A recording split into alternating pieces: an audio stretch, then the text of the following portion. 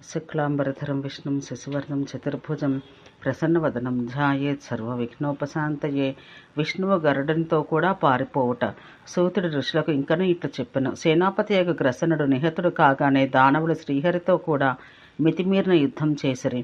పట్టసములను, ముసలములను, ప్రాసములను, గదలను, కునికములను కూడి వాడి మొనలుగడ నారాచములను శక్తులు చక్రములను వారు వదిలినను చిత్రయోధుడకు జనార్దనుడు వాటిని ఒక్కొక్కదాన్ని అగ్నిజ్వాలల వంటి బాణాలతో నూరేసిగా ఖండించెను.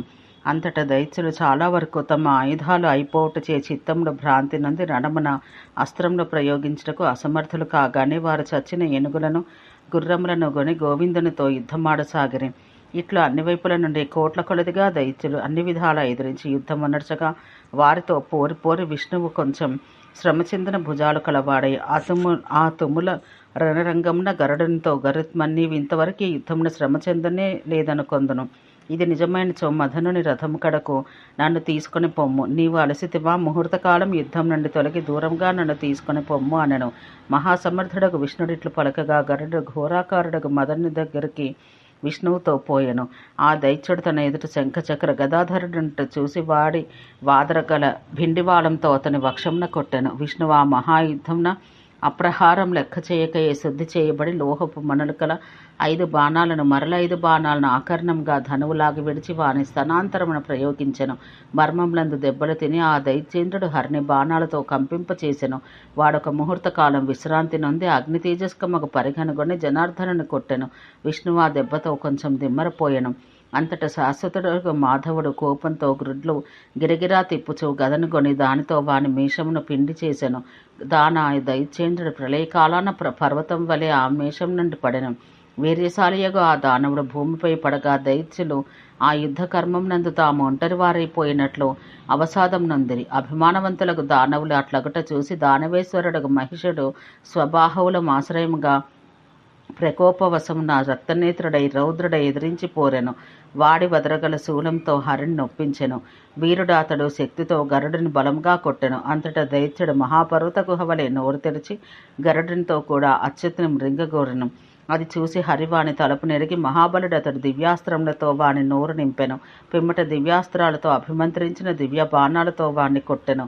వాడా దెబ్బలు తిని పర్వతం వలె వెల్లకిలా పడెను. మరణించెను.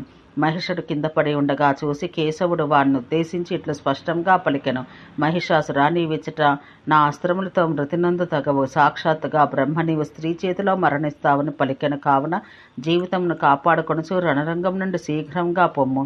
ఆ దైత్యుడు మహిషుడు పరాన్ముఖుడైపోగానే శుంభదైత్యుడు కోపంతో పెదవులను కొరుకుచూ కనుబొమ్మల ముడితో వికృత ముఖుడై కరముతో కరం పిసుక్కొని భయంకర ధనువు పూనెను.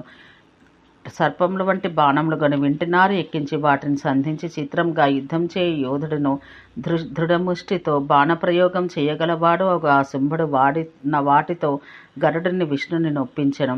జ్వలించు అగ్నిజ్వాలలతో సమములు శీఘ్రములు సంఖ్యాతీతంలో ఒక బాణములతో వాడు హరిగరుడులట్లు చుట్టివేయగా ఆ దైత్యేంద్రుని శరముల నొప్పి చెందిన విష్ణుడు యమ సమానమకు శక్తి పోని దానితో పర్వత సమానముకు వాని వాహన మేషమును అట్టివాడేయకు ఆ దైత్యుని కూడా పిండి చేసెను. మేషం చచ్చెను. ఆ ధనుజాధిపతి చచ్చిన మేషం నుండి దుమికి నేలపై నిలవబడెను. హరి వానిపై ప్రళయాగ్ని వంటి బాణాలు ప్రయోగించెను.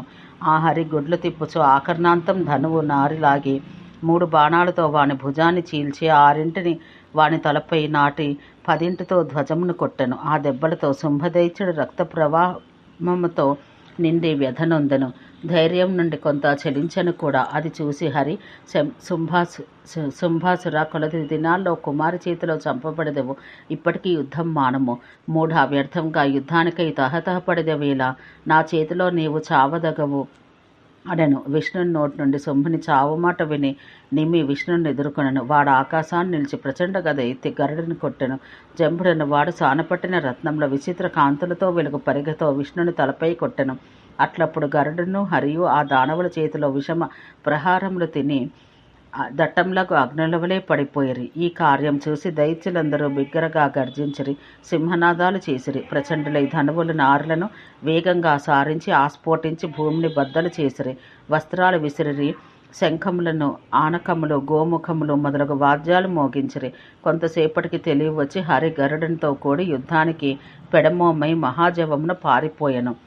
ఓం శాంతి శాంతి శాంతి.